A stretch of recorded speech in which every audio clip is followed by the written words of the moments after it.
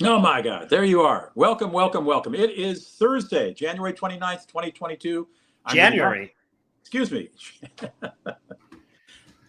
Well, it's June. 102 degrees here, so that's sure as the global warming is then taken over. It's 90 here in St. Paul. I'm surprised we're not as hot as you are in near Sacramento. Anyway, let me try that again.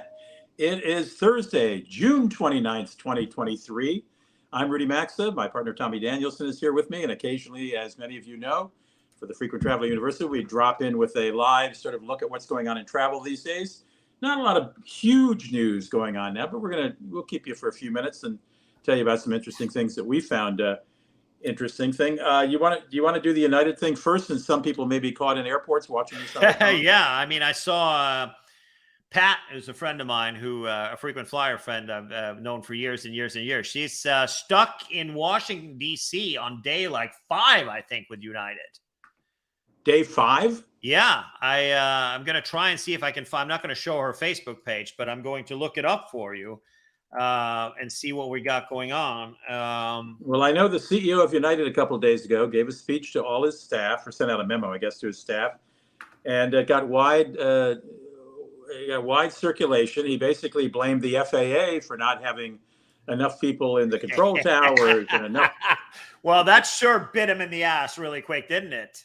Yeah, well, I mean, weather has definitely been a factor this week. The incredible heat in Texas and elsewhere. Why is she stuck 5 days in Washington? Where's she trying to get to from Washington? Trying to get back here to Sacramento, where she lives. Is this because of planes? What we are doing now? We've been stuck in D.C. since Sunday night, getting ready to book the Westin again, but hanging in there. They're still on the play. They have weight and balance issues right now because it has to be recalculated because the flight plan has changed. Passengers are leaving the plane in droves, looking at being stuck in Denver. Change the scenery of airport hotels. So she's like, they're going back to the gate and loading more fuel.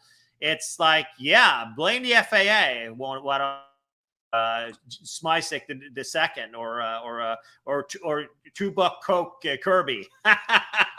Let's see here. So since last Sunday, what is that? Aircraft are stuck in Texas or what?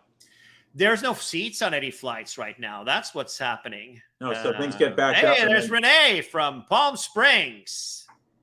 It's not as hot there, I bet, as it is in Sacramento and St. Paul. Yeah, we have. Well, I mean, it's a dry heat, so it's really not that bad, and it was also cool, so that down overnight. So we were actually having a good. It's good. We took a walk this morning. We walked 2-3 miles this morning before work. So here we go. So $2 Coke Kirby, who got that name from when he was with U.S. Airways and started to charge $2 for a Coke on board the plane and thought that was a good idea. That was actually his idea, and it turned out to being the most disastrous decisions in the history of airline. I don't know if we should say that. There's been so much going on. So it says, United CEO faults FAA as stormfront more flight cancellations. So pretty much what he said, it was an internal memo to the employees blaming the gridlock because of the FAA. I am also frustrated that the FAA frankly failed us this weekend, meaning that, let's get real here. We have some antiquated ATC in this country. I think that's safe to say that, right? Mm-hmm. Yes. But the current administration is the first administration who's actually doing something with this since the 90s. It has been put on the back burner for making the investments that's needed. And in reality, we really don't have any competition, and there's no accountability either for the airlines in the U.S. So they don't even care if you come. They don't have to pay anything when it's weather. And Kirby blames the FAA, but he loves to blame weather because when it's weather, you don't have to pay for hotels. You don't have to pay for people's food. You don't have to pay for anything. You can just leave them stranded for days. Well, here's my question. Are Delta and American Airlines similarly situated to United right now? Well, this is the Wall Street Journal article from a couple of days ago. Let's fast forward to today. Hello, Denver. Oh, my goodness. Looks like so they have hundreds of thousands of people are stranded. According to United's spokesperson, the first flights were impacted by severe storm, then airline staffing shortages, and then the FAA air traffic control operations made the bad situation even worse. But that's United. That is United. United is standing out. I don't hear. I'm in a Delta hub here in Minneapolis, St. Paul, and there aren't any majors. There are some small delays because of the weather, but I haven't heard of any huge problems here. No, there aren't any. It's United. It's United, and it's funny that they're the only ones who has the problem with the FAA. How about that? Right. No, the FAA has always been out to get them. Their stock has done very well, though. I didn't look at it today, but honestly, the situation that they are in is the following. During the COVID, United got $15 billion to keep their staff on payroll through the pandemic. Fast forward, what they did was something completely different. They offered packages to pilots, overpaid pilots, to leave and retire early. And the pilots did. If you get to retire at 58 instead of at 64 or whatever the retirement age is now, we went up a little bit, with full pay and full benefits, would you stay and work 5 more years for free or making the same money? No. Exactly. Regardless how much you love your job, I had a great friend of mine who took a big package from American Express and left in 2010 or 11, and who was just full circle back at his job at American Express. I think they got the news today. Great friend of mine. I would get a job somewhere else at another airline when now there's such a shortage is what I would do. I would take the money and run, and that's what happened. Well, and of course, then we didn't have any pilots. Pilots were, out fishing, and then they cannot hire them back. And there are shortages. There are labor conflicts, and the unions are milking it for everything that it's worth. That they're trying to get $500,000-$600,000 per pilot, which the airlines can afford because they're not making. Neither one of these airlines here in the United States, except for Southwest, makes money flying planes. They make money from frequent flyer points, miles and points. That's where they make their money. Right. So at the end of the day, we are, we're in the situation now that's been created exclusively by the terrible three, by United, American, and Delta are the terrible three. It's been created. The problem has been created by them. And they're now digging, and believe me, let's go back and look at this 6-7 years from now. There will be another round of Chapter 11s to get rid of these ridiculous pilot deals that they're making now to stay afloat. So they are scheduling way too many flights, and United is the biggest culprit for sure about this. I know American is also doing it, but not to that extent. They are scheduling a lot more flights than they should. They don't have any backups. And when stuff that this happened, it melts down. And since there's no accountability, they're doing it. So the shareholders are happy because the people are paying a lot more for tickets because of the high demand. They don't have as many flights as they had back in 2019 still and before the pandemic. So you have more people want to travel, and there's no accountability, so they just schedule these flights that the schedule doesn't add up. They have a lot of problems with their 757s, old piece of junk planes that they're flying around, and they're unreliable and they're breaking down. And when one of those does that, when they're using those for overseas flights, then it cascades into big problems. So all right, I put us back on the camera. We're getting the weather for somebody over there. Right. Yeah, somebody's doing the weather here. So let's do that. But let's go back FYI, to this. United stock went down $2.58 a share today. Delta only went down 40 cents. All right. What else we got? What did Richard Branson say? What did he say about investing in an airline? The best way to become a millionaire is to be a billionaire and invest in an airline. Then you become a millionaire. Exactly. Well, do we want to talk about Southwest raising some fees? Not many, but still. Yeah, I mean, I saw you sent that as a gig here. This is like, Southwest is known for their business model is you don't pay for the seats on board. You don't pay for checking your 2 bags for free. You get 2 bags for free. There are no change fees and any of that stuff. The most important thing stays as is. So this is a non-issue. We see a couple of changes. Third bags. And how often do you check 3 bags? Oh, I have friends who do, but they're rich, so that goes from 75 to 125. Right. So that's the Overweight third bag. bags And if went there's up. two people traveling, that means you get 4 checked bags. And Right. plus, you can bring it on boards. And overweight bags go from 75 for 100 pounds, and it goes from 75 to 100, and 70 pounds goes to 125 to The 125. unaccompanied minor Oversized bags fee. from The unaccompanied minor fee was a pretty big raise from $50 to $100. That was double. Yeah, but I think that what Southwest says, it's at the cost of having staff bringing the Sure. unaccompanied minor got to it. the gate I got and it. then back. It's more in line with the cost they actually incur for that. Yeah, okay, it's not bad. None of it's And then bad. pets fee goes from 95 to 125. That's in line with what the other airline carriers do. I think that JetBlue is the least expensive, and they're the most pet friendly carrier. So I wouldn't call this dramatic. I think that Gary has some points here that Southwest are selling points. They give you more legroom. They're 32-inch pitch on all their planes, while for those who don't have status and go in regular economy on the Terrible 3, you have 30 to 31.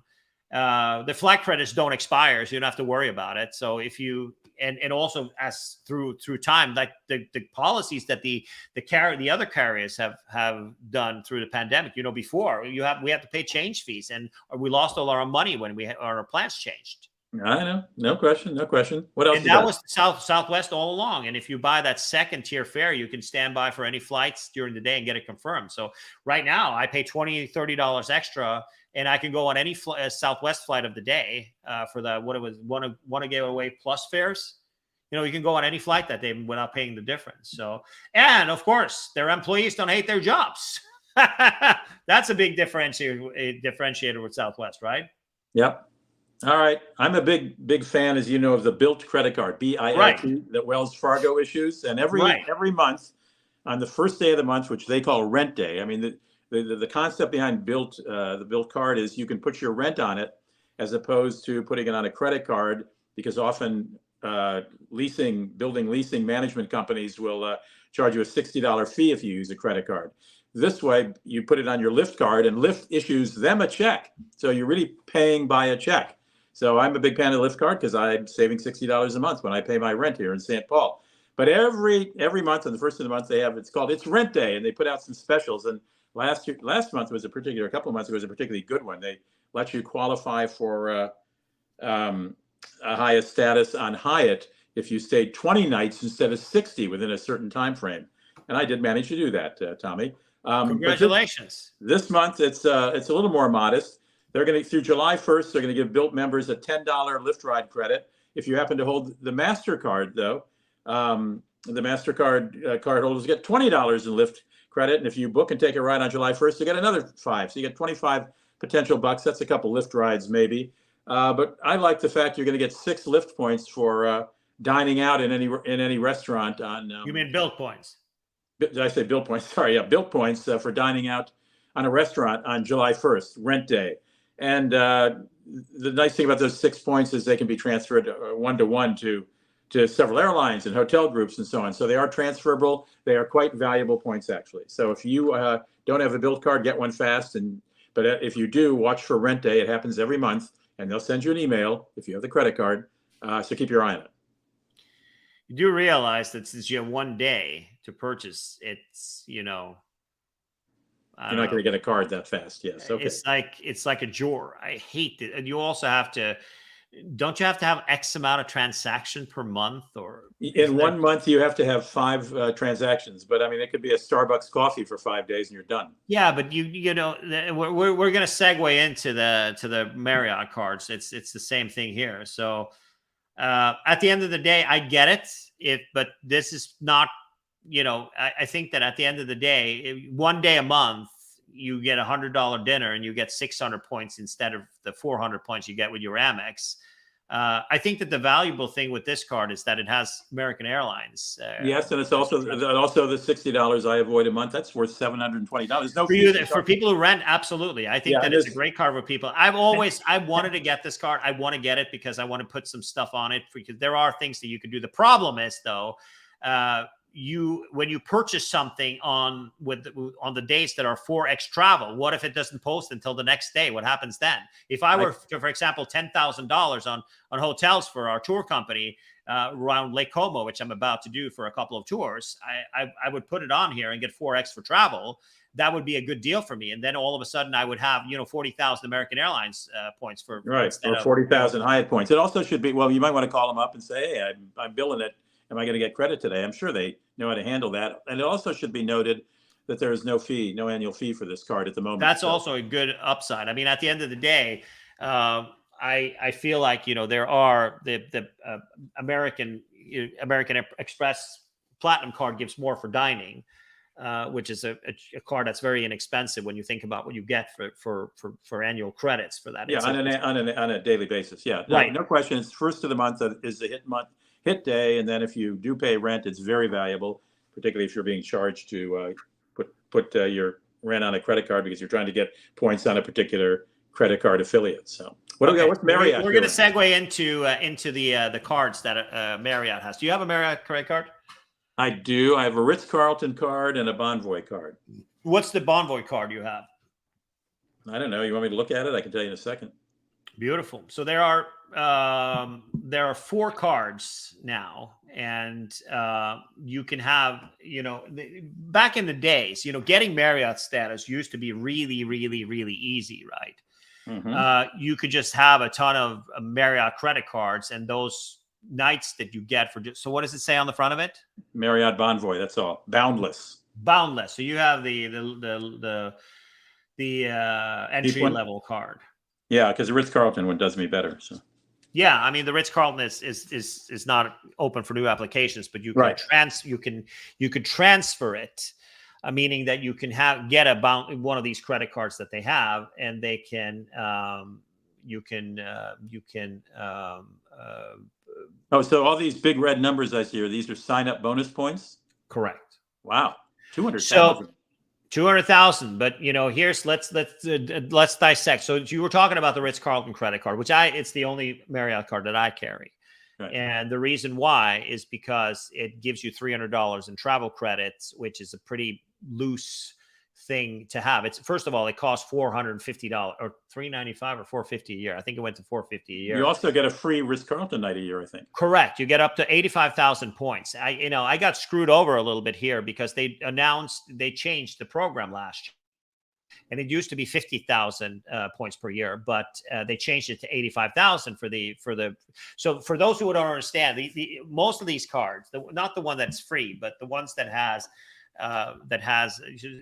so they give you a free night as a part of the gig, or up to X amount. They don't really give you a free night. They give you a free night up to X amount at a certain level of their hotel rewards. Correct. So let's start with the Boundless credit card. Is that the one that you have, right? Yes. It's a $95 annual fee for that particular card. And the free night that you get is up to 35,000 points. Are you able to use that? I don't know. I never have. I haven't booked a Marriott in a long time, so I don't know. So the 35,000 bonus points redemption is, the courtyard by Marriott. Tallahassee Airport courtyard, right? Sometimes you need that courtyard. On the 25th of December, that's when it's 35,000 points, right? Right. So it's a card that really is the 6 points per dollar spent is kind of right off the bat is what you get for at Marriott. $6 for spending. So $6 for all of the credit cards, including the Ritz-Carlton card, has the same earning with the Marriott, except for the one that doesn't have an annual fee. Okay, that's 6 points if you spend it at a Marriott. Right. Yeah. You should not use this card to put any spend on any Marriott cards at all outside of buying, of just getting when you're staying at Marriott's. That's the only time you should use any of these credit cards. All right, and get your $300 credit if you still have a Ritz-Carlton card. $300 travel credit. So I used it for upgrades, and it doesn't have to be with a specific airline. It could be an upgrade. It could be a lounge access for example, if you want to get into a club that's not covered. It could be upgrade to first class. It could be, upgrade to Southwest Rapid, the boarding group A1 through 15. Or a $300 ticket. Pardon? Or a $300 ticket. Not really. Why not? It can't be that. Not for the Ritz-Carlton. It's for the verbiage is extra stuff. Pardon? You mean it's just good for amenities? It's not like the Sapphire Reserve where you get just cash for a ticket. It takes anything travel. No, it has to be. We can get to that card last, but let's go through the ones. So you have the option. First option is $95 a year, and as you can see, it gives you gas, grocery, but no, none of these other categories. The only category you should put on a Marriott credit card to get 6x is the Marriott charge. Correct. And this card to me feels like it's pretty useless in the sense that you get the 35,000 for $95 a year. You get the silver status, and which is the throwaway status, not good for anything. And then you get 15 elite night credits, right? So that's 125,000 points for signing up. Yeah. And for those who notice, this is one of the two Chase cards that they have. So it's a Visa issued by Chase. All right. What's the next one? The next one is the one has no annual fee. And the bold. The what? The bold card. The bold, yeah, you're bold enough to earn 3. So that means that you get more points by using the Sapphire Reserve and just skipping the Marriott altogether and have a more flexible credit. Okay. Then you have the Bevy, which is the newer type of card, and the difference in the earnings is that you get, instead of 3, you get 4 for supermarkets and restaurants, which is a useless thing because a Marriott point is not worth even close to what a membership rewards points is with Amex, and the gold card gives you 4x on that. So you get $175 for signing up. How much is the annual fee? The annual fee is $250. So that's the same as the. Wait a minute, did the Amex Gold go up to $275? I thought it was $250. I don't remember, but it's around the same as the Amex Gold, right? So you get gold status, which also is a throwaway level. It doesn't give you anything. You give a little bit more points. You get no upgrades or anything like that. You don't get club lounge access or anything like that. So it's a throwaway status. But here you get a free night. And here's the funny part. Wait a minute. Doesn't it give you a free night, annual night? Anybody in the comments? Hang on. What does it say here? It says that earn a free night award after spending 15,000. Okay, forget that. 175,000 points to sign up. All right, big deal. All right. Let's talk about the elite status towards the end. Anybody online here? I see we have 16 people on YouTube and 6 on Facebook. Anybody know? I thought you got a free night. I guess you don't get a free night. One free night award. Earn one free night award after spending 15,000 on the card. That pretty well says it. That is a crappy card, and it gets worse. See there, the earning is less for the more expensive card. Here you go. Here's the $650 brilliant year card. $650. And the only reason it costs $650, and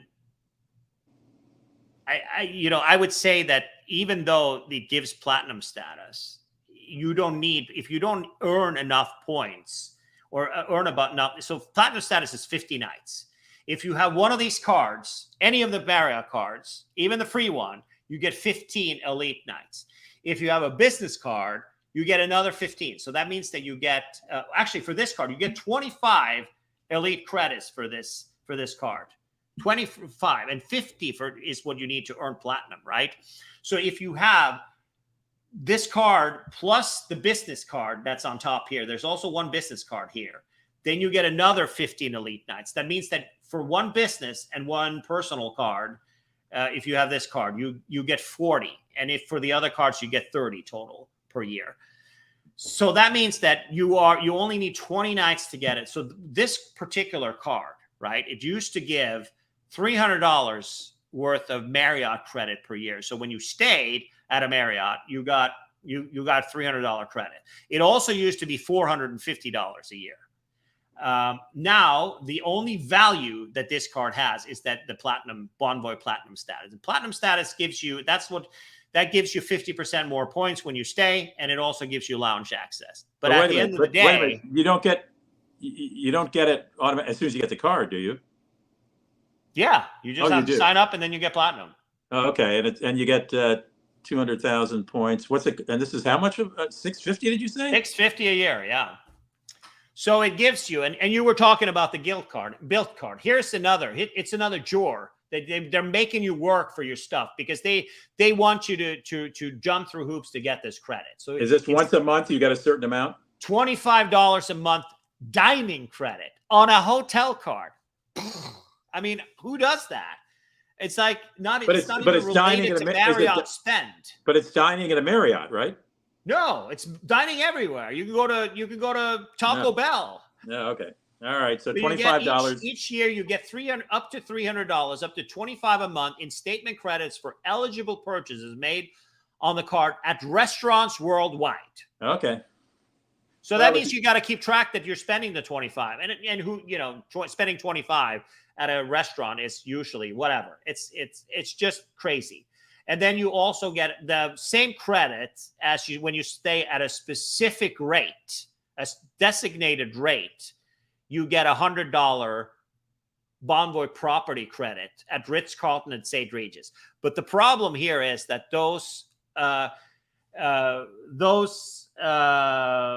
that credit, the rate that you're going to be booking, if you contact, Traeger or Ben, I see Ben here. I think Ben is also a traveler. If you book with the Marriott, with the finer hotels or rewards or any of these programs, you get much better benefits. So it's a useless one. I've never used that on my Ritz card because the rates are much higher with the qualifying rates. So the $100 credit is just useless. Then you get a $85,000, the same as the Ritz-Carlton card. You get one free night award every year. So 85,000 points redemption, which is a decent amount of nights that you can do it for. So, if you want platinum status and if you can use that free night, sure. But if you stay a lot at Marriott, you get your 200,000 points, so you can stay another 3 free nights maybe. If you stay a lot of Marriott, you don't need platinum status because you'll earn it by having one credit card and one personal and one business. That's 30 nights. That means you need 20 nights. You're going to pay $650 for platinum status that gives you jack. I mean, come on, give me a break. All right, so you don't like any of these cards? No, I don't like any of them. I think Marriott needs to up their game on these cards. I mean, the sign-up bonuses are great, right? But I have the Ritz-Carlton card because it is the only. Let's see if we can find a Ritz-Carlton credit card. Carlton credit cards. Let's see. So here we go.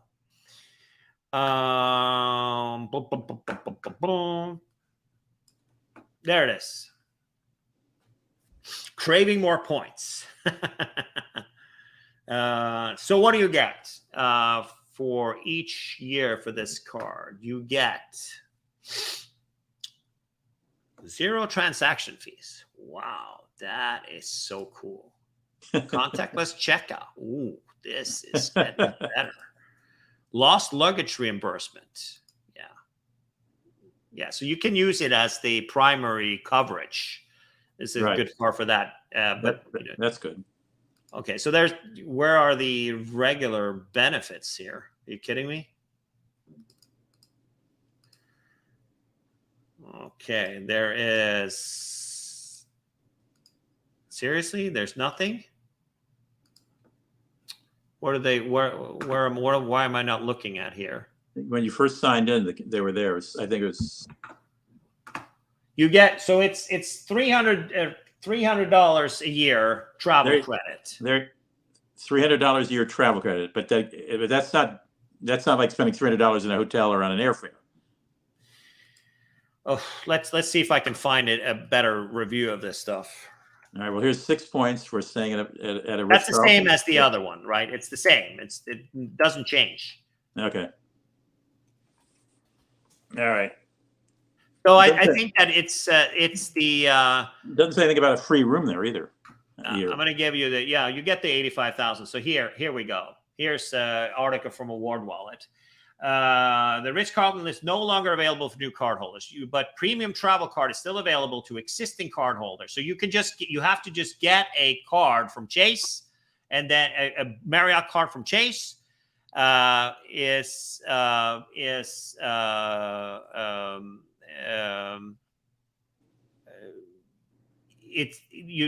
can get any of the Chase credit cards, which are the useless ones and then you have to have it for a year, and then you can change it. Is it a year?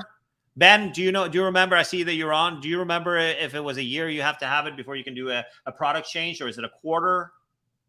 What do you mean? You can trade in your other card for a Ritz-Carlton card? Then? Correct. You can change the other Marriott cards and do a product change to a Ritz-Carlton, so you can still get it. So it says here, the 300. You need to have a Marriott card for 1 year before you can upgrade. There you go. So that was I actually was right on that. How about that? Woo!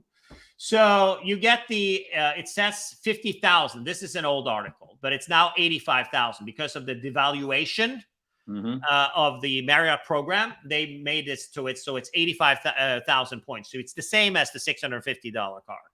Then you get a $300 travel credit. And the $300 travel credit is you just buy an upgrade.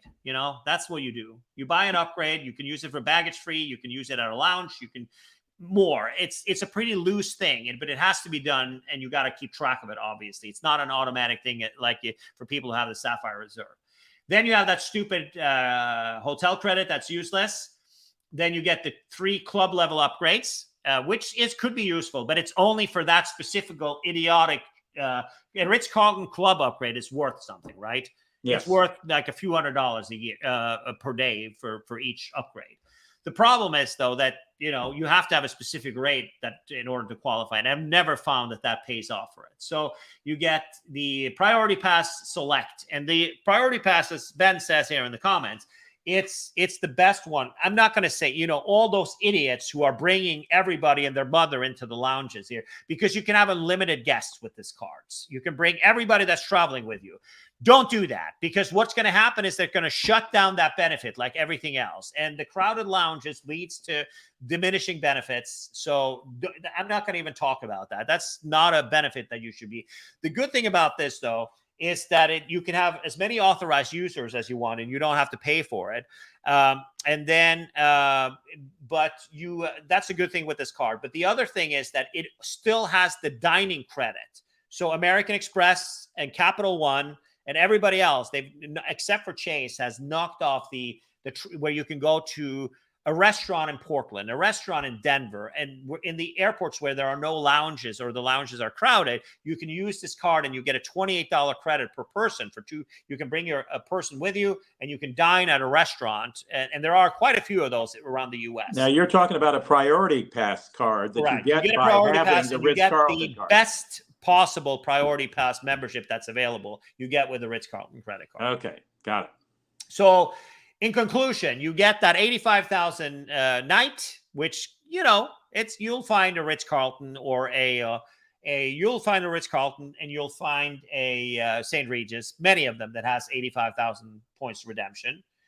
You can use it as a primary auto rental insurance. What does that mean? Well, that means that a lot of some credit cards will have it, so the primary insurance will be your insurance, meaning that your car insurance at home will be your primary insurance, which might have a deductible. Most people have a deductible. I think I have $500 or $1,000 or something like that deductible on our car insurance. You want to have the credit card to be the primary insurance.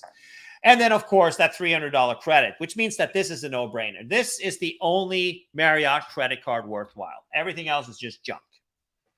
Okay, but to reiterate, Ritz-Carlton will not give you a card if you apply cold, but if you have a premium one of their other Marriott cards, after a year you can request to upgrade. If you have a Marriott Chase credit card as of today, you can do a product change, yes.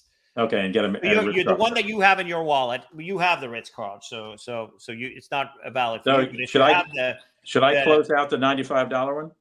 You can. The boundless one? I wouldn't have it. It's a waste of money. I mean, if you never use that, if you just answer your own question, you're paying $95 for a credit card that gives you lower status than the Ritz card. You get gold with the Ritz and you get silver with the other one. Okay. That's one thing. That's the first thing. And the second thing is you are a fancy boy, and fancy boys don't stay at Kalamazoo airport courtyards. Yeah, well, fancy boys do sometimes. I got to tell you that. But okay. Yeah. So Your point is well taken. let's end the day on a high note. You were talking about the stomach virus spreads through cruise ships, fastest pace in years. I know, we're back to norovirus. We haven't heard that word in a long time. Of course, the cruise lines were closed during most of the pandemic. But we're back to stomach virus on cruise ships. Fastest pace in years. It's still. I don't think it's a pandemic by any means, but it is tipping the Toledo's here a bit. Well, you think there's COVID on cruise ships? It's COVID everywhere, I presume. Still, I don't think it's a big problem because there would be a bigger problem in everybody's everyday life. But we're going to talk about, since we're tapping out here, we're going to talk about Marriott Rewards because it's not really that interesting, anyways. But we're going to trash them next week. I think that at the end of the day, so we were just on a cruise. Yeah, you went to Alaska. We did. We went to Anchorage. We had a wonderful cruise on Norwegian Cruise Line. And we went to the last night of the cruise. We went to the teppanyaki, restaurant. Did they know you were a Norwegian guy going to a teppanyaki restaurant? Or? So that's a joke. The Pope and me went to a Norwegian. Went to a teppanyaki restaurant. Yeah, and I didn't notice, but Melinda's mom noticed that the guy, the shrimp in the pocket guy with the eggs on the hat thing, he was sneezing like like that. Ooh. And he was obviously coming down with something. And guess what? Both her and my mother-in-law and myself got COVID. Oh. And it was an interesting gig that we did get the COVID on the cruise. And I was flat out for a couple. It wasn't even a bad flu for me. Well, you didn't know about it. You got off the cruise, right? I did not know. Yeah. I did not. It was the last day, and I didn't notice it until I got home. Right. And it was absolutely COVID. So I tested when we got home, and it wasn't. And then she tested when she went to the ER. She's a little bit older. She's in her 80s. So she went to the ER just to be safe. She wasn't feeling well. She was feeling miserable. And she tested positive. And then Melinda came home and pinned me down and tested me again. And voila, what do you know? And it was the fastest, like the little thing with the two lines. It literally took like 10 seconds. Boom. And that's how positive I was. So out of commission for a few days, and she was pretty bad shape. So there's COVID happening, and COVID still exists. And if you are, in a risk group, unless if Melinda's mom wasn't vaccinated, I think it could have taken a wrong turn there for sure. She was struggling. Like it took a month for her to get out of it. Wow. Well, there's that. I'm glad she did get out of it. Well, there's that, and now norovirus is back. So yeah, I wouldn't be too concerned about that. Just stay away from the buffets. The buffets suck anyways. When you go on a cruise, you got restaurants. Norwegian Cruise Line had like 17 restaurants you can go and eat at. Why would you go to the stupid buffet? You know what I think? I bet it's that ice cream machine. When you all those jerk offs doing the ice cream machine, sharing an ice cream machine.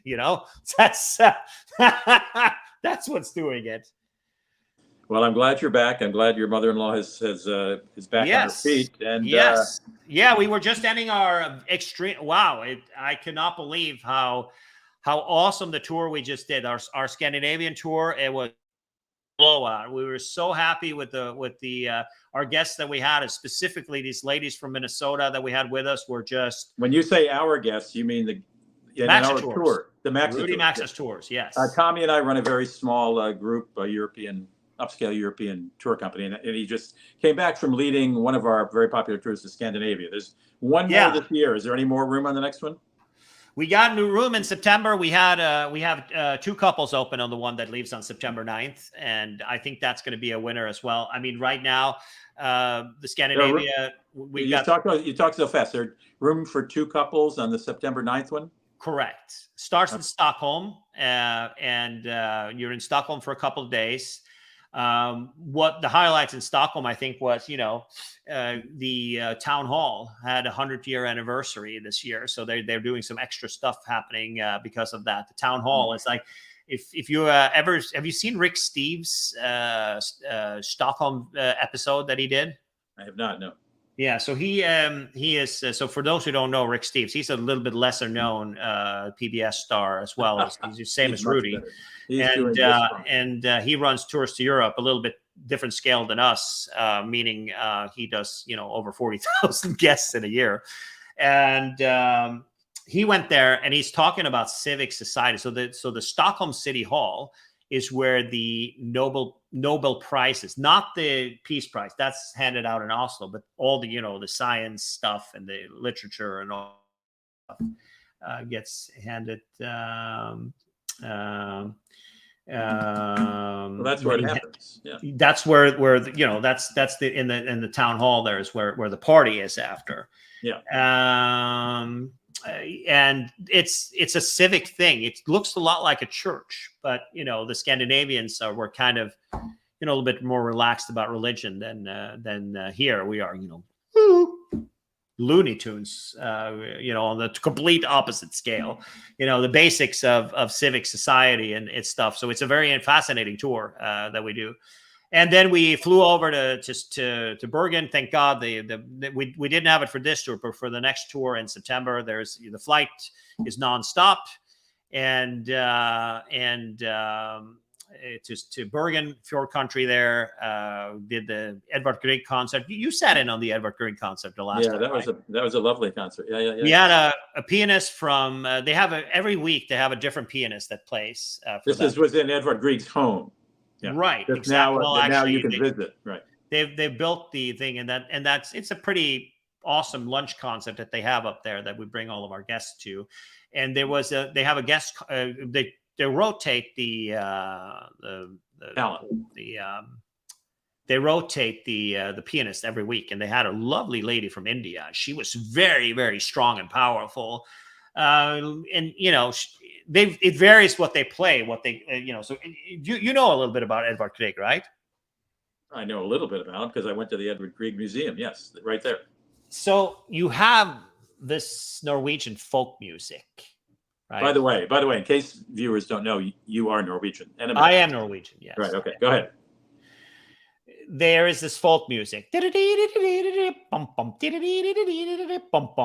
the violins and all that stuff, and it's nothing special. It's not like if Chopin heard it, he would laugh and just switch channels, right? So it's not like good quality. So he wrote a lot of that stuff, but he also wrote some symphonies and some other stuff that's brilliant, right?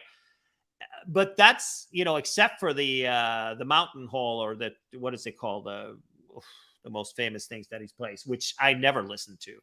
He does have other stuff than that, and she focused more to play more of the tourists would recognize, right? Mm-hmm. The Hall of the Mountain Goat. No, I don't even know what it's called. But he has a symphony. He's got multiple symphonies. She played only like 5 to 10 minutes of that, and then he did Peer Gynt. I think is probably his most famous one. Right. Yeah, I mean it's just crap. It's just not something that you turn on your. You do a little Shostakovich instead of that. It's just I don't know. At the end of the day, it's a cool concert, and it's very awesome that they built this new building, and it's got a view of the hut. It's the window behind where the Steinway is. There's the hut where he wrote all the music, and the woodland behind it. That's through the window. You can see the ocean, and you can see the hut where he wrote it all. So the new concert hall was built just a few years ago. So that's not where he wrote the music, but his house, the villa is right next door. And the hut, his wife kicked him out of the his wife kicked him out of the house and sent her down to that little hut. It's like, stop clunking your damn piano at all hours. Go down to the hut and do it. Not necessarily fact, but I would assume that something like that would have happened, right? My favorite part of the trip is the Tivoli Gardens in Copenhagen. We did the Tivoli Gardens and exciting stuff. It wasn't the group wasn't the most receptive to the riding of roller coasters and stuff. We had a phenomenal meal in there at the Nim restaurant. They've got a Michelin star right upstairs, and this was the one that's inside of the gardens. The Michelin star is outside the garden. So had a really good meal. I had whatchamacallit, a shrimp salad. You know, the Scandinavian Greenland shrimps, right? Yes. I can't believe you're going up on this track here. It's a great tour, Tommy. Why don't we leave it at that? It's a phenomenal tour. And also, I think that one thing that we want to also just mention as a last thing here is that we have a new hotel in Copenhagen, the Villa Copenhagen, which you haven't even heard of. No, I haven't. I was not on this tour. Can you imagine that a hotel that you haven't even heard of? Yeah, I can imagine a lot. So they've taken the post office in Copenhagen, the old post office, they have made into a hotel. And it opened like in 2020, perfect for COVID, right? They opened this thing. They opened this thing back then, and it has an infinity pool on top of the building. The Copenhagen. What's it called? Villa Copenhagen is what it's called. So it's in Nordic Choice. So the new strawberry chain is connected to Choice Hotels, and a great well, not necessarily a great redemption, but 40,000 Choice points to stay there. But you know, the rates were like kind of, you know, $500. It's very pretty. I just looked it up on the web. It's very pretty. Yeah. It's a gorgeous hotel filled with well-to-do people, and that's our new host hotel there. And it's nice. How many points? Who's given points? Choice Hotels. Choice. You can use Choice points and stuff like that to do it. Oh, okay. And very nice. And that's cool. But, lovely. But and to end it up, it was just a spectacular tour. We had a great time, and the guests had a great time. I just absolutely loved how it turned out for this time. We are finally starting to get all of our ducks in a row after COVID, and I couldn't be more ecstatic about that. Hard work by all of our team. And by the way, we're about to redo the website, so it'll have this hotel in it. But that's the shrimp salad. There's the shrimp salad. Excellent. So look at that caviar that was on the shrimp salad. So if you're interested in going on the September 9th tours, normally we don't do a commercial on this webcast, but go to maxatours.com. We're going to redo the description of the tours. We're changing things here and there, but at least you'll see roughly what we do. Yeah, next year is going to be an exciting year with a lot of new stuff that we're doing. So and you can call Tommy. This year is pretty good for what we're doing, but. Yeah, and I'll make sure that if you sign up, we can give you send us a note, and we can get you the shrimp cocktail. Okay, lovely. Well, Tommy, watch your mail next week. You'll be getting thank you notes from the CEO of United Airlines, and I'm sure the entire executive staff at Marriott will want to send you a little love note as well for your comments. Hey, I call it like I see it. United needs to get their act together. They're really they were the ones who were taking cheap shots at Southwest in Denver when they had a meltdown. Now Southwest United has 100,000 displaced passengers. Could you imagine how many people that is? That's like my whole town. It's 100,000. It's 100,000. I don't have to imagine. It's 100,000. And Marriott and Chase have to up their card game. That's clearly their credit card game. So yeah, or else we're going to fall asleep. Well, we gave credit to the Ritz-Carlton credit card. That's a really good gig.